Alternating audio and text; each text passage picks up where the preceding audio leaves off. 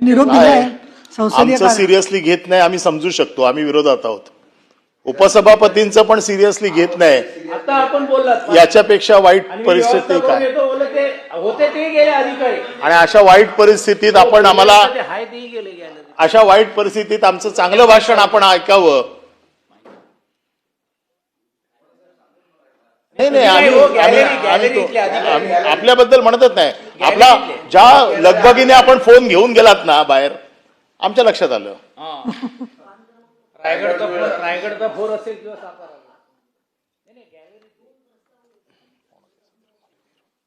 सभापती महोदय, राज्यपालांच्या अभिभाषणावरती चर्चा आणि या चर्चेचा प्रस्ताव सन्माननीय महाराष्ट्र राज्याचे कॅबिनेट दर्जा असलेले प्रवीण दरेकर यांनी मांडलेला आहे. अरे आहे की नाही? त्याच्यावर येतो ना पुढे, त्याच्यावर पुढे येतो. खरं म्हणजे राज्यपालांच्या भाषणावर करायची काय चर्चा? कारण ही 5 वर्षाची राज्यपालांची 4 वर्ष 3-4 वर्षाची मी बघतोय आणि त्याची उत्तरं पण बघतोय. दरवर्षी नेहमीची येतो पावसाळा, अशी ती परिस्थिती असते. आणि दरवर्षी बिचारे प्रवीण दरेकर यांना त्यावेळेला ते सन्माननीय सदस्य होते आणि सन्माननीय सदस्यांना हे कामच असतं की बाबा एखादी गोष्ट सांगितली, खरं म्हणजे ते असले पाहिजे होते अशी माझी अपेक्षा होती. कारण माझे मित्र आहेत, त्यांच्याबद्दल मला प्रेम आहे आणि ते दरवर्षी मांडतात. मी दरवर्षी असं म्हणतो की तुम्हाला हेच काम आहे का, हेच काम आहे का? तर त्यांना असं वाटतं का की मी त्यांची पुढे कुचेष्टा करतो का? पण खरोखर नाही करत. मला मनापासून असं वाटतं की त्यांचं ते काम नाहीये. खूप वर्ष त्यांनी ते काम केलं आणि मग आता कोणी मांडायचा? मग तो कॅबिनेट दर्जा असताना देखील त्यांनीच मांडला. खरं म्हणजे मला असं वाटलं तर मनीषाताई मांडतील किंवा दुसरं कोणी सदस्य मांडेल. पण मी विचार करत होतो की कॅबिनेट दर्जा असताना त्यांनी मांडला. पहिलं मला असं वाटलं होतं की ते मांडणार नाहीत कारण त्यांना कॅबिनेट दर्जा आहे. नंतर मी थोडा घरी जाऊन विचार केला की अरे कॅबिनेट दर्जा आहे म्हणजे कॅबिनेट नाहीये. म्हणजे काय, गावठी भाषेत जर सांगायचं झालं तर प्रेयसीला बायकोचा दर्जा दिलाय, बायको केलेलं नाहीये. आणि जर असं जर सरकारी कुंकू लागलेलं नसेल तर अशी पण कामं करावी लागतात. असं मी बोललो तर त्यांना कधी कधी वाटतं की तुम्ही माझी मस्करी करताय की माझं खरोखर माझ्याबद्दल प्रेम आहे. माझ्याबद्दल त्यांच्याबद्दल प्रेमच आहे, माझी इच्छाच आहे. परंतु ज्या पद्धतीने सरकार त्यांना दरवर्षी हे काम देते, मी या राज्यपालाच्या अभिभाषणावरती खेद तर व्यक्तच करतोय, पण प्रवीण दरेकरांना वारंवार ह्या नको त्या कामाला लावल्याबद्दल देखील मी खेद व्यक्त करतोय. आणि मी बघितलं की खरोखर हे राज्यपालांच्या अभिभाषणावरती चर्चेचा प्रस्ताव त्यांनी मांडला का?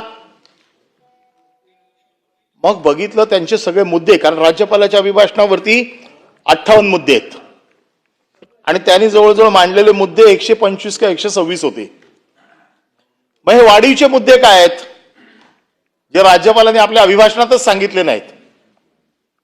मग मी विचार केला काय ते जरा नीट रात्री भाषण ऐकूया त्यांचं. मग इकडे तर मी पूर्ण ऐकलंच होतं, परत जाऊन घरी ऐकलं की नेमकं काय भाषण केलं त्यांनी. मग नंतर माझ्या लक्षात आलं इतक्या वर्षाच्या अनुभवानंतर की मुख्यमंत्र्यांच्या आभाराच्या प्रस्तावावरती जे भाषण होतं ना, त्या मुख्यमंत्र्यांच्या कामगिरीवरती किंवा मुख्यमंत्र्यांच्या अभिनंदनावरती किंवा सरकारचा 260चा एखादा प्रस्ताव असेल तर त्याचं उत्तर एखादा मंत्री देतो ना, तर त्या मंत्र्यांच्या भाषणाचा जो काय सारांश असतो तो काल त्यांच्या भाषणात मला दिसला. 58 मुद्दे आणि ह्यांचे 124 मुद्दे. 124 मुद्द्यांमध्ये 63 वेळा मुख्यमंत्र्यांचं अभिनंदन. अरे काय मुख्यमंत्र्यांचं 63 वेळा उपमुख्यमंत्र्यांचं काय आहे की नाही? दोन्ही पक्ष महायुतीचं सरकार आहे. विसरले. ते विसरलेत. ते आठवण करून दिली पाहिजे. आणि तुम्ही तर इतके हतबल आहात. कोण कोण मंत्री नव्हते? हा हे जर असले तरी पण सावंत फार हुशार आहेत होते. ते नको त्या भानगडीत जात नाहीत. त्यांना माहिती आहे कुठल्या भानगडीत जायचं आणि कुठल्या भानगडीत नाही जायचं ते. आणि मुख्यमंत्र्यांच्या भानगडीत जाईल कोण? सातारा, रायगड. त्यामुळे हा जो काय भाषणाचा जो काय ढाचा होता किंवा भाषणाची जी काय सगळी जी काय तरतूद आम्ही बघितली की खरं म्हणजे एक राज्यपालांचं अभिभाषण म्हणजे वर्षभराच्या सरकारच्या कामगिरीचा रोडमॅप असतो. राज्यपाल माझं सरकार पुढच्या वर्षभरात काय करणार आहे हे साधारण त्या सभागृहात दोन्ही सभागृहाच्या सदस्यांना आणि त्याच्या माध्यमातून महाराष्ट्राच्या जनतेला सांगत असतो की माझं सरकार पुढच्या वर्षभरात काय काम करणार आहे. आणि म्हणून मग मी हे सगळे रिपोर्ट आणले की 2023ला राज्यपाल काय बोलले, 2024ला राज्यपाल काय बोलले, 2024ला तर 2 झाली अधिवेशनं, 2 अधिवेशनात राज्यपालांनी भाषण केली, 25ला राज्यपालांनी भाषण केलं आणि 26ला राज्यपालांनी भाषण केलं. मग कम्पॅरेटिव्हली स्टेटमेंट बघितली की राज्यपालांनी काय काय केलंय, 23ला काय केलं, 24ला काय केलं, 25ला काय केलं, 26ला आता काय करणार आहेत. आणि मग माझ्या लक्षात आलं की महाराष्ट्राच्या या राजकारणामध्ये की सरकार जे काही राज्यपालांना माहिती देते ही माहिती देताना लोकांना सरकारला असं वाटतं का की या महाराष्ट्रातली जनता मूर्ख आहे. आपण काही जरी माहिती राज्यपालांना दिली आणि राज्यपालांच्या तोंडून ती वदवली तरी आपल्याला कोणी विचारणार नाहीये, आपल्या माहितीवरती कोण प्रश्न ठेवणार नाहीये. या राज्यपालांच्या अभिभाषणामध्ये साधारण ग्रोथ काय असेल, इंडस्ट्री ग्रोथ काय असेल, जीडीपी ग्रोथ काय असेल, विकासाची ग्रोथ काय असेल, विकास कशा पद्धतीने जाईल आणि शेतकरी, कष्टकरी, कामगार यांच्या बाबतीत सरकारची वेगवेगळी धोरणं काय असतील आणि प्रत्येक सेक्टरला आम्ही काय न्याय देऊ अशा प्रकारचं साधारण एक अभिप्रेत असतं की हे अभिप्रेत राज्यपालांच्या भाषणात किंवा सरकारकडे हे असायला पाहिजे. आणि म्हणून मग पहिला खेद मी व्यक्त करतो एवढ्यासाठी की महाराष्ट्राच्या एकंदर उत्पन्नामध्ये ज्या मुंबईचा 62% वाटा आहे त्या मुंबईबद्दल एक अवाक्षर देखील या राज्यपालांच्या अभिभाषणात नाहीये. हे सांगायचं काम कोणी केलं? मुंबईत आम्ही असं करतोय, मुंबईत तसं करतोय, हे प्रवीण दरेकरांनी केलं. हे राज्यपालांच्या अभिभाषणाचा भाग नाहीये. राज्यपालांच्या अभिभाषणामध्ये मुंबईवरती एकही शब्द नाहीये. 62% उत्पन्न मुंबईतनं जात आहे. महाराष्ट्राचा पूर्ण विकास मुंबईवरती आहे आणि त्या मुंबईबद्दल एक अवाक्षरी शब्द या राज्यपालांच्या भाषणात नाहीये. म्हणून या राज्यपालांच्या भाषणाचा मी खेद व्यक्त करून मी सुरुवात करतो. सरकारने सुरुवातच केली आहे की राजमाता जिजाऊ, छत्रपती शिवाजी महाराज, भारतरत्न डॉक्टर बाबासाहेब आंबेडकर, भगवान बिरसा मुंडा, महात्मा ज्योतिबा फुले, क्रांतीबाई सावित्रीबाई फुले, पुण्यश्लोक अहिल्यादेवी होळकर, राजश्री छत्रपती शाहू महाराज, अनेक नेते यांना उच्च आदर्शांचे आम्ही सदैव पालन करा. चांगली गोष्ट आहे, आमची देखील अपेक्षा आहे. दुसरा मुद्दा असा आहे की महाराष्ट्र कर्नाटक सीमा वाद. आता ह्या महाराष्ट्र कर्नाटक सीमा वादाचा किती वर्ष अजून चालू आहे, काय चालू आहे, महाराष्ट्राचे वकील त्याच्यात काय करतायत, आपली काय स्टेटस आहे, हे फक्त राज्यपालांच्या अभिभाषणाच्या निमित्ताने हा एक पॅरेग्राफ कायम राज्यपालांच्या अभिभाषणात असतो. बाकी वर्षभर याची कुठेही चर्चा होत नाही की महाराष्ट्र सीमावाद काय चालू आहे. सगळ्या सरकारांमध्ये कोणी त्याच्यावरती चर्चा करत नाही. कोणी सांगत नाही की आपल्याला काय करायचंय, कोणी सांगत नाही की आपल्याला काय संघर्ष करायचा आहे. आणि हे सगळं जे काही चाललेलं आहे त्याच्यामध्ये आपली सामाजिक अस्मिता आहे, मराठी भाषिक प्रांतीयता अस्मिता आहे, या सगळ्या गोष्टींचा कुठेही उल्लेख या एका राज्यपालाच्या अभिभाषणाच्या व्यतिरिक्त कधीच होत नाही, म्हणून मला त्याचा खेद व्यक्त करावासा वाटतो. यानंतर महाराष्ट्र कुठल्या दिशेने जाणार आहे, महाराष्ट्र कुठल्या दिशेने जाऊ शकतो, महाराष्ट्राची आर्थिक स्थिती काय असू शकते, हे स्वप्न आपण नेहमी राज्यपाल आपल्या अभिभाषणात देतात. 2027-28 पर्यंत महाराष्ट्राला $1 ट्रिलियन अर्थव्यवस्था बनवण्याचे अत्यंत महत्वाकांक्षी लक्ष्य ठेवले होते. परंतु 2026च्या अभिभाषणामध्ये त्याचा कुठे उल्लेखच नाहीये. चर्चेमध्ये काय येतं, 47 साली आम्ही 5 ट्रिलियन अर्थव्यवस्था बनवू महाराष्ट्राची. 47ला. अरे पण तुम्ही मागच्या वर्षी 27ला काय करणार होतात हे सांगितलं होतं, तर 26च्या आपल्या भाषणामध्ये किमान हे तर सांगा की 1 लाखाचं उद्दिष्ट होतं, आम्ही 60 लाखापर्यंत आम्ही कुठपर्यंत पोहोचलो, किती ट्रिलियन पर्यंत पोहोचलो की नाही पोहोचलो नसू तर का नाही पोहोचलं. फक्त चांगले मोठे मोठे शब्द लिहायचे. खरं म्हणजे काय, मला ह्या सगळ्या गोष्टी जायचं नाही, पण जे न समजणारे शब्द, ट्रिलियन, 47 साली, ज्या गोष्टी एकदम लांब आहेत, दूर आहेत, ह्या गोष्टींची स्वप्न, म्हणजे ज्याला म्हणतात ना की लांब झाडावरती बिस्किट बांधून ठेवणं, असं हे सरकारच्या राज्यपालांच्या अभिभाषणामधनं प्रेरित होते. आणि मुंबईचा GDP आज जसं मी सांगितलं की 62%, आज 25.73 लाख कोटी असून तो एकूण महाराष्ट्राच्या जवळजवळ 60% आहे. 60% वाटा फक्त मुंबईचा आहे, तरी देखील मुंबईचा उल्लेख नाही. आणि मग आपण नेहमी राज्यपालांच्या अभिभाषणात ऐकतो की पर कॅपिटा इन्कम काय असायला पाहिजे. नेहमी आपण सांगतो आमचा पहिला नंबर ह्याच्यात, हा सर्वे झाला, या सर्वेमध्ये आमचा पहिला नंबर, तो सर्वे झाला त्याच्यात आमचा पहिला नंबर. आज पर कॅपिटा इन्कम मध्ये आपला नंबर हा 5वा आहे. पहिला कोणाचा आहे, तेलंगणा. दुसरा कोणाचा आहे, कर्नाटक. तिसरा कोणाचा आहे, तामिळनाडू.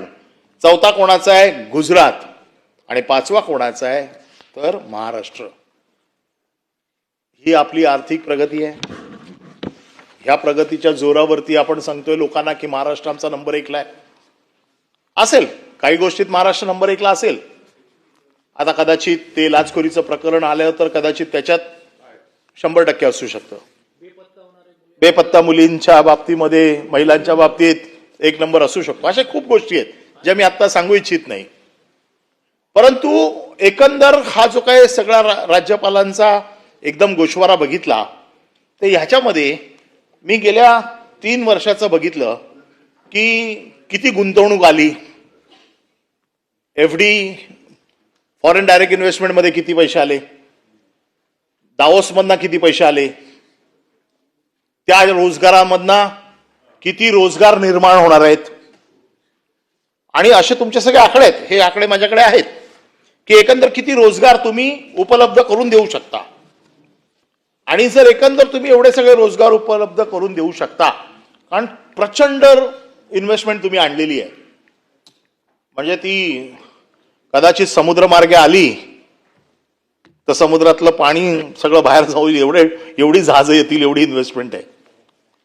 आणि एवढी इन्व्हेस्टमेंट तुम्ही जे आकडे दिलेले आहेत, एवढी मी ह्या वर्षीचं म्हणतच नाहीये, कारण मला माहिती आहे तुम्ही सांगणार आत्ताच आली, अजून आली नाहीये, अजून त्याचे सामंजस्य करार झालेले आहेत, अजून एक्झिक्युशन व्हायचंय, बाकीच्या सगळ्या गोष्टी व्हायच्या आहेत.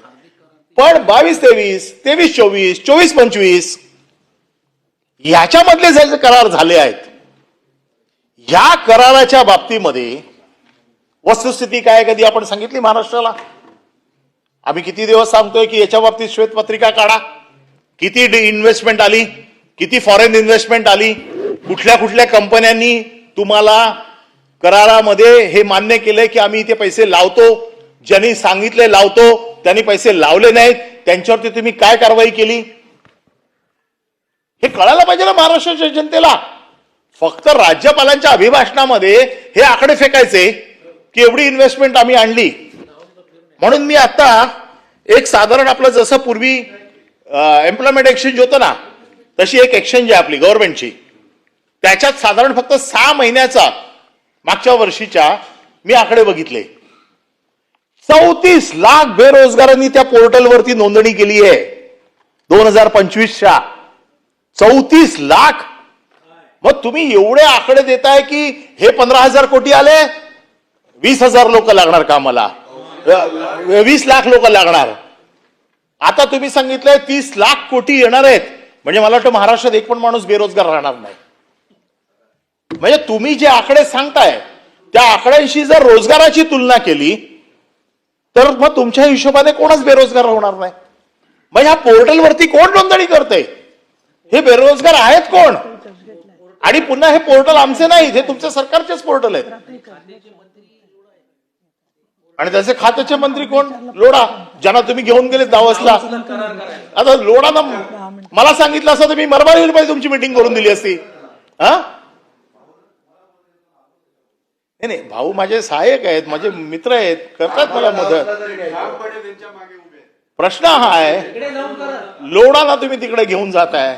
आता काय खरं म्हणजे आमच्याकडे खूप नाव आहेत, खूप काही गोष्टी अशा आहेत, पण काय आहे की त्याच्यामुळे अजून शासनाची प्रतिमा मलिन होऊ नये. कारण तुम्ही एवढे टाय बी घालून जातात तिकडे, आणि तेवढं फार वाईट होऊ नये. लोक महाराष्ट्राच्या तुमची सरकारची इज्जत राखणं देखील आमच्या कर्तव्याचा एक भाग असल्यामुळे आम्ही काही गोष्टी बोलत नाहीत. महाराष्ट्रातले तुमचे उद्योजक ज्यांची 10 लाखाचा पण म्हणजे ओपनिंग बॅलन्स नाहीये, आता उघडलेली कंपनी आहे. माझं म्हणणं असं आहे की यांना एलिजिबिलिटी क्रायटेरिया काय? दावोस मध्ये येण्यासाठी काहीतरी एलिजिबिलिटी क्रायटेरिया असेल ना. कुठल्या कंपनीने दावोस मध्ये यावं याचा एलिजिबिलिटी क्रायटेरिया असेल काहीतरी. तो एलिजिबिलिटी क्रायटेरिया तपासून बघत नाही. तो एलिजिबिलिटी क्रायटेरिया बघितला असता तर हे असे सडरफटर तिकडे रिक्षाने आलेले लोक कदाचित सह्या नसते करायला आले. आता तिथे रिक्षा आहे की नाही मला माहित नाही, पण काही असे म्हणजे ज्या कंडिशन मध्ये म्हणजे रिक्षाने प्रवास करणाऱ्या लोकांनी जाऊन तिकडे सह्या केलेल्या आहेत. बरेच लोक रिक्षाने प्रवास करतात. रिक्षावाले रिक्षात जे जातात त्यांच्याबद्दल असं बोलू नका. मी रिक्षाने, मी गरीब माणूस आहे, मी रिक्षाने जातो. प्रश्न तो नाहीये. एखादा इंडस्ट्रियलिस्ट दावोसला जातो, त्याची एलिजिबिलिटी काय आहे? त्याच्या एलिजिबिलिटीचा क्रायटेरिया मी कशाशी जोडू?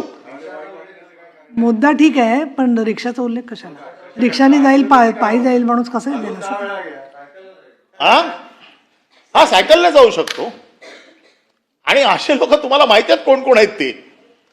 पण माझं मत असं आहे की हे जे तपासून बघायचं काम हे तुमच्या खात्याचं आहे. तुम्ही बघायला पाहिजे होतं की आपण कोणाला नेतोय दावसला, त्याची एलिजिबिलिटी काय आहे, एलिजिबिलिटी मध्ये तो बसतो की नाही. आणि असे आकडे तुम्ही आमच्यामध्ये हे पाठवताय आणि आम्हाला सांगताय की याच्यावरती राज्यपालांच्या अभिभाषणावरती, प्रस्तावावरती आम्ही खेद नाही व्यक्त करायचा. तर काय करायचं? तुमच्या पण मनाला पटतंय मनात ना. त्याचं कारण असं आहे, कालचं भाषण तुम्ही पण ऐकलेलं आहे आणि कालच्या भाषणात तुम्ही फक्त मुख्यमंत्र्यांचंच फक्त कौतुक ऐकलेलं आहे. उपमुख्यमंत्र्यांच्या बाबतीत काहीच बोललं गेलेलं नाहीये. याचं दुःख तुमच्या मनात आहे हे मी इथे बसून जाणतो. उद्योगमंत्री दावोसला गेले होते. उद्योगमंत्र्यांचं काय कौतुक व्हायला पाहिजे की नाही? त्यांचं खातं आहे, त्यांनी मेहनत केली आहे, त्यांच्या खात्याच्या लोकांनी हे सगळं जुळवून आणलेलं आहे. एलिजिबल नसल्यानं काय झालं? लोढाला तिथपर्यंत नेण्याचं काम तुमचं आहे ना. नाही, तुमचं अभिनंदनाचा ठराव करतोच, फक्त तुम्ही हे मान्य करा की जे एलिजिबल नव्हते त्याला पण आम्ही नेले. आताच ठराव करून टाकू. ही जी काय सगळी जी काय आकड्यांची धुळफेक आहे ही खोटी आहे, ही चुकीची आहे, ही फुगवलेली आहे. आणि ह्याच्या बाबतीत आमची अतिशय स्पष्ट मागणी आहे की ह्याच्या बाबतीत उद्योग खात्याची एक श्वेतपत्रिका निघाली पाहिजे. ज्या श्वेतपत्रिकेमध्ये गेल्या 3-4 वर्षामध्ये किती परदेशी गुंतवणूक आली, किती कंपन्या आल्या, किती कंपन्या आपल्याकडनं गेल्या. कारण गेलेल्या कंपन्या मला माहिती आहेत. साधारण गेल्या 22-23 ते 26 पर्यंत 1154 कंपन्या या महाराष्ट्रातनं बाहेर गेल्या. आता तुम्ही पिशवी वरून भरताय आणि खालून पिशवी फाटली आहे. 1154 कंपन्या हे तुमच्याच पोर्टलवरच्या, आमच्या नाही. हे लोकसभेत दिलेलं केंद्रीय मंत्र्यांचं उत्तर आहे. हे खोटं असल्याचं काही कारणच नाही. केंद्रीय मंत्र्यांनी दिलेलं उत्तर आहे की 1154 कंपन्या ह्या महाराष्ट्रातनं बाहेरच्या राज्यात गेल्या. कशाच्या आधारावरती तुम्ही सांगता की आमचं औद्योगिक धोरण? कारण जवळपास हे जे काही 58 मुद्दे आहेत, या 58 मुद्द्यामध्ये जवळजवळ 30-35 मुद्दे फक्त औद्योगिक विकासावरती आहेत. औद्योगिक विकास, परदेशी गुंतवणूक, आणखी डेव्हलपमेंट, बेरोजगार याच्यावरतीच आहे. बेरोजगार तर मी सांगितलं ना, 34 लाख बेरोजगार फक्त 6 महिन्यात आहेत. आणि त्यामुळे कशाच्या आधारावरती तुम्ही हे सांगताय की आम्ही एवढी इन्व्हेस्टमेंट आणतो? मी काय म्हणतो, ठीक आहे, या वर्षाच्या इन्व्हेस्टमेंट बद्दल सांगू नका, मागच्या 3 वर्षाच्या इन्व्हेस्टमेंट बद्दल सांगा. 3 महिन्यात किती पैसे आले, त्यावेळेला किती सामंजस्य करार झाले, त्याच्यापैकी एक्झिक्यूट किती झाले, ते एक्झिक्यूट मध्ये किती लोकांना नोकऱ्या लागल्या, त्या नोकऱ्या पोर्टलवर आहेत की नाही, त्या पोर्टलवर पण कळल्या पाहिजेत ना की बाबा एवढ्या एवढ्या नोकऱ्या लागल्या. तर हे साधारण लोकांना इतकं तर मूर्ख समजू नका की तुम्ही काही आकडे सांगितलेत तरी ते थांबू मी? बोला बोला, तुम्ही बोला. नाही बोला ना तुमचं. नाही तुम्ही बोला. तालिका सभापती येत आहेत, ठीक आहे, तुम्ही बोला. काय आपण ऐकणं हे फार माझ्यासाठी महत्वाचं आहे ना. हा, कारण जो भाव त्यांच्या मनात चाललाय ना, तो थोडा भाव आपल्या पण मनात चाललाय. नाही, मी लाईव्ह चालू ठेवते, दुसरीकडे चालले जाऊन परत लाईव्ह ऐकते तुमचं. आता जे सांगितलं की महाराष्ट्र इन्फ्रास्ट्रक्चर मध्ये सुपर आहे, मान्य करायला पाहिजे. प्रवीण दरेकरांनी सांगितलंय मेट्रो कशी जोरात धावली, मेट्रो कशी सुसाट पळतायत, कोस्टल रोड कसे जोरात आहेत, वेगवेगळे हायवे आम्ही कसे बांधले. अरे तुम्ही सगळं केलं.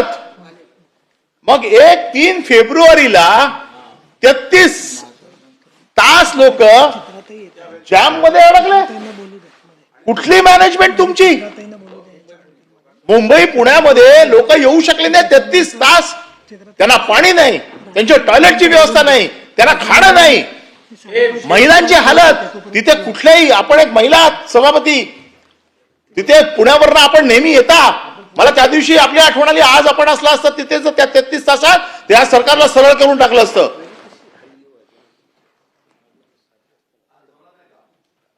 नाही, आपलं काम नेहमीच जोरात असतं. पण 33 तास हे तुमचं डेव्हलपमेंटचं मॉडेल? म्हणजे सिमेंट नुसतं वापरलं आणि आता तर हळूहळू 56% सिमेंट अडाणींच्या हातात गेलेलं आहे. त्याच्यामुळे फक्त सिमेंट वापरलं म्हणजे विकास होत नाही. विकासाला दुसरी विजन पण असावी लागते. विकास करताना ज्या माणसासाठी विकास करतोय तो विकास त्या माणसाला सस्टेनेबल विकास कसा असेल. नाहीतर एक्सप्रेस बांधायचा आणि त्याला हॉस्पिटलमध्ये लवकर पोचवायची सोय करायची, ह्याला विकास नाही म्हणत. विकास केला तर तो सस्टेनेबल असला पाहिजे. विकास केला तर त्या विकासाला तिकडे जे काही इमर्जन्सी उद्भवेल, त्या विकासामुळे जर एखादी गोष्ट अपघात झाला, घातपात झाला, तर तिकडे काय करता येईल याची सगळी व्यवस्था करायला लागते. याला विकास म्हणतात. आज 33 तास जर लोक अडकले असतील तर प्रत्येक वेळेला 6-6 महिन्याची डेडलाईन आपल्याकडनं येते. समृद्धी महामार्गाचा काल विषय आला. समृद्धी महामार्ग बांधून आता किती वर्ष झाली? आजही समृद्धी महामार्गावरती महिलांसाठी टॉयलेट्स नाहीयेत.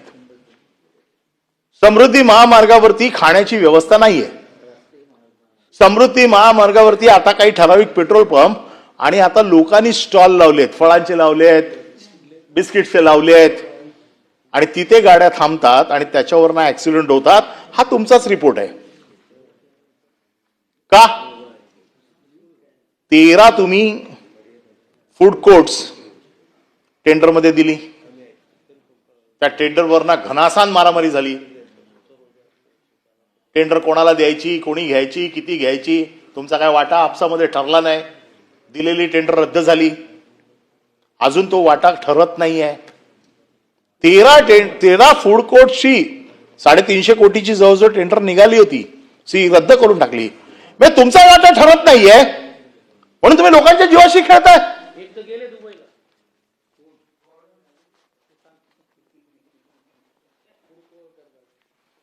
आता खरं म्हणजे त्यांना काय 35ची नोटीस द्यायची गरज नाही मला. बोलू शकतो मी, पण ठीक आहे. पण हे जर माझं म्हणणं असं आहे, राज्यपालांना तुम्ही माहिती देताना जरा व्यवस्थित द्या. राज्याचा विकास कसा व्हायला पाहिजे, राज्य कसं चालायला पाहिजे, हे फक्त आकडे त्यांच्या बिचाऱ्यांच्या, त्यांना काय माहिती. त्यांना एक गोष्ट सांगितलंय की पहिली जाऊन 4 वाक्य मराठीत बोलायची आणि नंतर हिंदीत भाषण करून जय हिंद जय महाराष्ट्र करून निघून जायचं. आणि नंतर मग प्रवीण दरेकर आहेतच अभिनंदन करायला, भाषण करायला. तर राज्यपालांचं भाषणच करत नाहीत. ते त्यांचं ते सीएम ऑफिस मधनं जे काही येतं बाड ते वाचून दाखवतात. त्याच्यात काल मी किती वेळा सांगितलं, मी परत विसरलो. 100 काय ते? नाही नाही नाही नाही. मुख्यमंत्र्यांचं अभिनंदन किती वेळा केलं ते मी सांगतो. वेळा बोलले.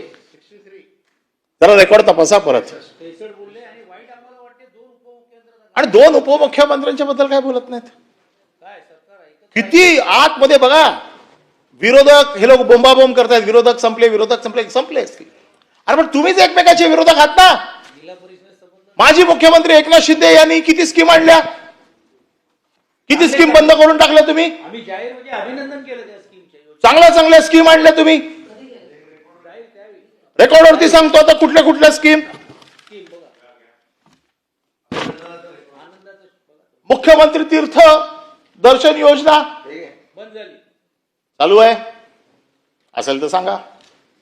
मुख्यमंत्री आनंदाचा शिरा गेला. इलेक्शन संपले. झाली. गेला. संबंध आहे.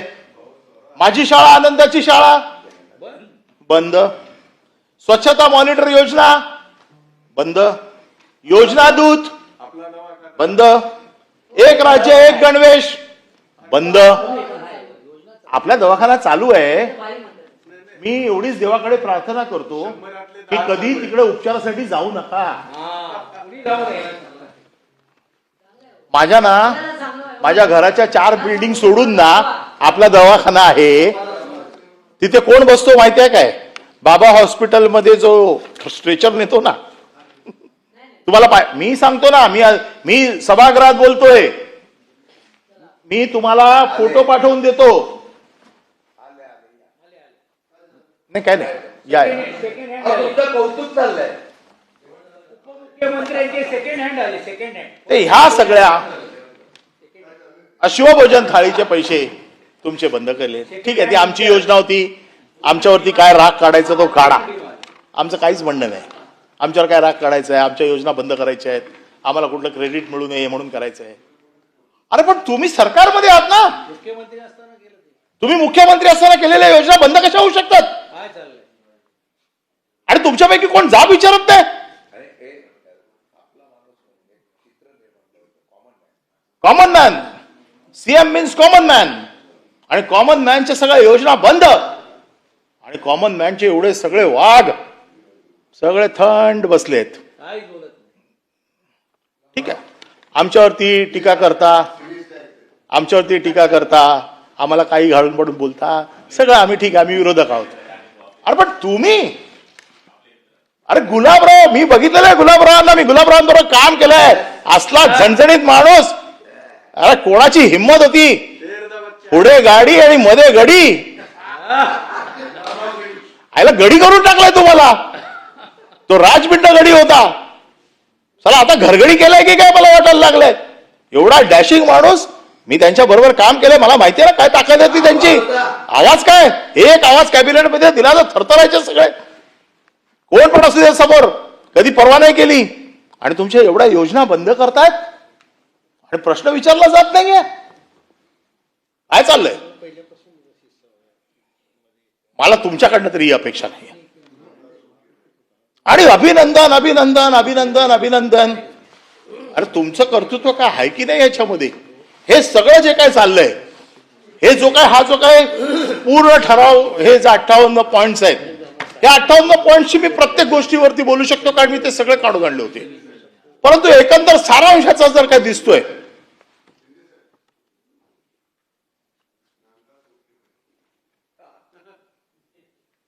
याच्यामध्ये वेगवेगळे बघा, आले परत एकदा बोला परत एकदा योजना. मला असं वाटतं ना, आज संसदीय कार्यमंत्र्यांनी मुद्दामून तुमच्याच लोकांना फक्त इथे ऐकायला पाठवलेलं आहे. एकही बीजेपीचा मंत्री नाहीये बघा. तुम्हाला त्यांना माहिती आहे की मी काय बोलणार आहे, आणि हे ऐकून घेणार आहे हे ऐकून घेणार आहे, हे पण माहिती आहे काय चाललंय. पण हे बघा, ह्याच्यामध्ये मला तुम्ही सांगा, आज तुमच्याकडे आज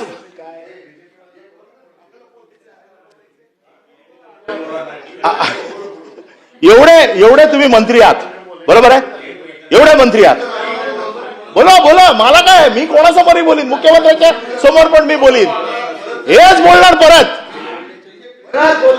बीजेपी काय, मी म्हणतो मुख्यमंत्र्यांना बोला, मी हेच बोलणार परत. आणि माझं म्हणणं असं आहे की हे 58 पॉइंट्स आहेत ना, ह्याच्यामध्ये एक तर तुम्हाला क्रेडिट दिलं पाहिजे, तुमचं काहीतरी क्रेडिट असायला पाहिजे. आता यांच्या खात्यात आहे पाणी पुरवठा, महाराष्ट्राला स्वच्छ पाणी देऊ, आणि त्याच्यासाठी आमची एवढी 1000 कोटीची योजना आहे. हे आहे का ह्याच्यात कुठे? का नाहीये? गुलाबरावला क्रेडिट जाईल म्हणून? नाही, मी एक विषयावर येतो. एज्युकेशन आहे, आम्ही महाराष्ट्राचा एज्युकेशनचा पाया मजबूत करू, त्याच्यासाठी आम्ही एवढ्या कोटीची व्यवस्था केलेली आहे, आणि महाराष्ट्रातला प्रत्येक मुलगा उच्च शिक्षित असेल असं राज्यपाल म्हणू शकत नव्हते? म्हणू शकत होते ना. अरे मग तुम्हाला हे दाखवलं की नाही? काय अरे मनात काय, ते गेले निघून भाषण करून, आणि तुम्ही बघत बसले त्यांच्याकडे.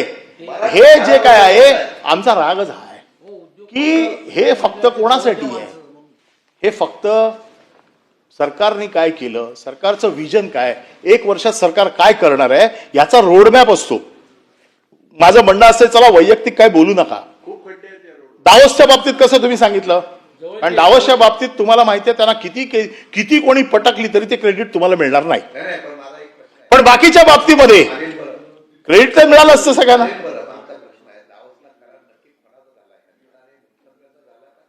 नाही, सह्या ह्यांच्या आहेत, काय झालं ना तर हे लटकणार आहेत.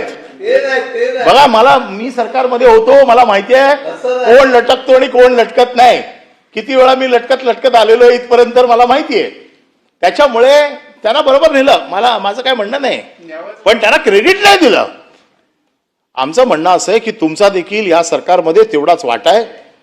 हे जे काही चाललंय, त्यांच्या भाषणात सुधारणा मला एकच करायची आहे की दावोसला गेल्यानंतर करार जो झाला तो उद्योगपतींशी झाला नक्की आहे, पण तुम्हाला नेल्यानंतर तुमचा आणि त्यांचा काय समंजस करार झाला का असं आम्हाला विचारायचं आहे.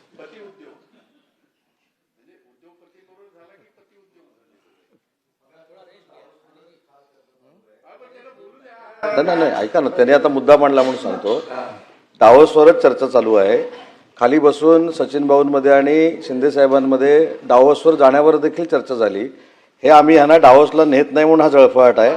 पुढच्या वेळीपासून यांची 3-4 पण नावं आम्ही डावोसमध्ये घेतो, आणि जर नेली नाहीत तर येताना चांगला बर्फ घेऊन येतो यांच्यासाठी. आम्हाला नेऊ नका, कारण तिथे गेल्यावर अजून काही जे लोक आम्हाला माहित नाही आहेत की ज्यांचं 10 लाखाचं पण उत्पन्न नाहीये, ते आम्ही बघू तिकडे. या सगळ्या गोष्टींवरती एकंदर सगळं बघितल्याच्या नंतर कालच्या भाषणामध्ये मी खूप गोष्टी ऐकल्या.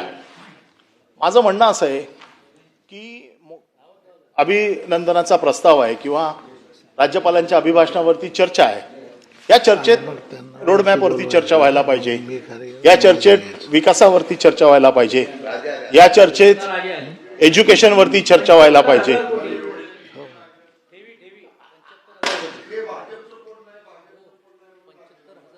त्यांचा काय संबंध नाही,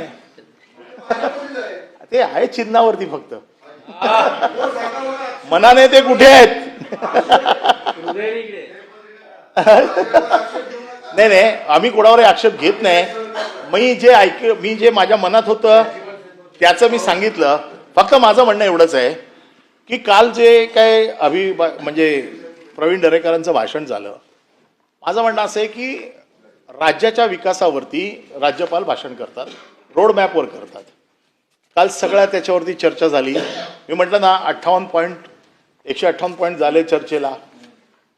कोण निवडणुका कशा जिंकलं, कोण निवडणुकांमध्ये कसं हरलं, हे का राज्यपालाच्या अभिभाषणाच्या चर्चेचे विषय नाही आहेत ना. हे राज्यपालाच्या अभिभाषणाच्या चर्चेचे विषय नाही आहेत. आणि जर तोच विषय काढायचा असेल तर मला रेकॉर्डवरती एक गोष्ट सांगायची आहे, जी मी या निवडणुकीत बघितली, जी मला फारच खटकली. निवडणुकीत पैशाचं वाटप हा काय आता नवीन विषय राहिला नाहीये, पण काही ठिकाणी मी जे काय बघितलं की निवडणुकीमध्ये पॅम्पलेटवरती एक एन्व्हलप लावलं गेलं, त्या एन्व्हलपमध्ये पैसे टाकले गेले. एखाद्याच्या हातात दिले असते तर मी समजू शकलो असतो. घरात फेकले गेले पैसे. आणि हे व्हिडिओ आहेत माझ्याकडे की फेकणाऱ्याचे. हा पैशाचा माज आहे. पैसे वाटणं आता हल्ली सगळ्यांना माहिती झालंय. हा पैशाचा माज. आणि त्या माजातनं जो कोण जिंकला असेल ना तर त्याला ते लख लाभो, त्याला तो विजय लख लाभो. कितीही काही झालं, वाईट झालं तरी असा विजय कोणी याला मिळू नये ज्याला पैशाची किंमत नाही, जो पैसे फेकतो मतदारांच्या घरामध्ये. मतदार नसला तर घरात पैसे फेकून गेले, पॅम्पलेटमध्ये पैसे चिटकवून फेकून दिले गेले. ह्या पैशाच्या माजावरती जर कोण जिंकलेला असेल तर ही निवडणूक जिंकण्याचा सुख, आनंद त्यांना लखलाभो.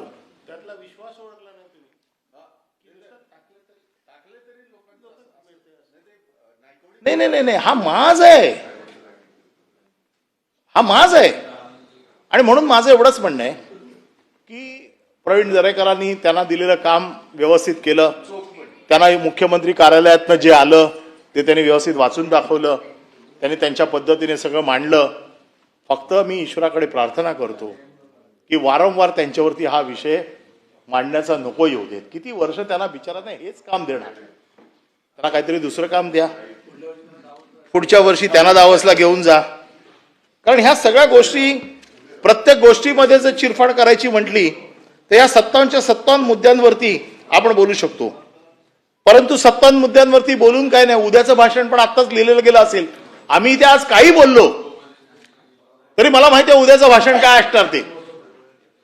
आणि त्यामुळे किती आपण डोकं फोडायचं, किती याच्यावरती चर्चा करायची, किती याच्यावरती बोट ठेवायचं, याला देखील आता आम्हाला देखील मर्यादा यायला लागल्या आहेत. आणि कसं आहे की अल्पमताचा न्यूनगंड नाही, परंतु सत्ताधाराने सत्तेचा माज देखील, बहुमताचा माज देखील असता कामा नये. हा बहुमताचा माज या राज्यपालांच्या अभिभाषणांमधना प्रतीक होतोय.